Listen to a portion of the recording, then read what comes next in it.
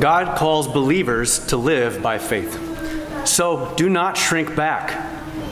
Build one another up and fight sin by faith. The big idea here comes from Hebrews 10, 38 through 39. My righteous one shall live by faith, and if he shrinks back, my soul has no pleasure in him. But we are not of those who shrink back and are destroyed, but of those who have faith and preserve their souls. So why live by faith and not shrink back?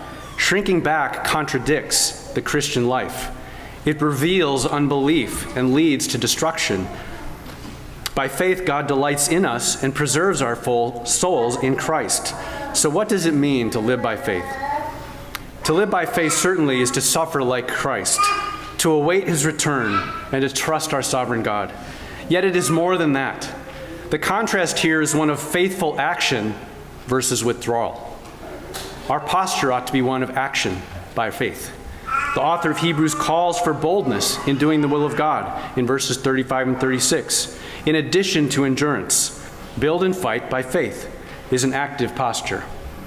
Consider those you admire by faith and where you might be shrinking back in your life and where you might be living by faith. So I ask you to test yourself. Here are a few questions for you to examine your life. In your spare moments, do you default to distraction, or do you build yourself up in the knowledge of God's truth as you fight laziness?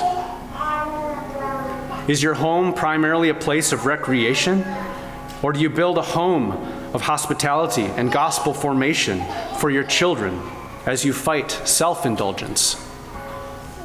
In conversations in the workplace and in the world on culture and politics, do you retreat or shy away, or do you engage with boldness, proclaiming gospel truth and calling evil what God calls evil as you fight your own fear? Do you shy away from hard things, or do you initiate and act with sacrificial love as you fight apathy?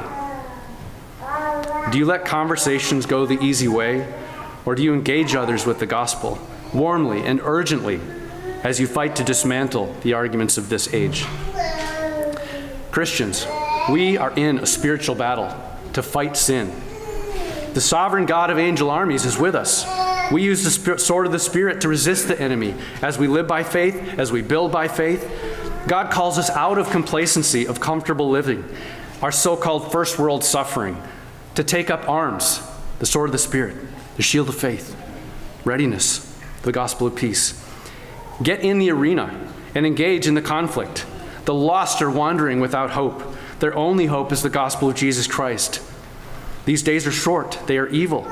Make the most of them, avoiding impotent arguments that seek to win others with nuance and subtleties. Paul became all things to all people that he might win some. He was as bold as a lion and gentle like a lamb. We have our sovereign God behind us, who grants us his Spirit and his word to fight with gospel-driven truth and a supernatural love that the world cannot understand but desperately desires. Do not shrink back. Build and fight by faith.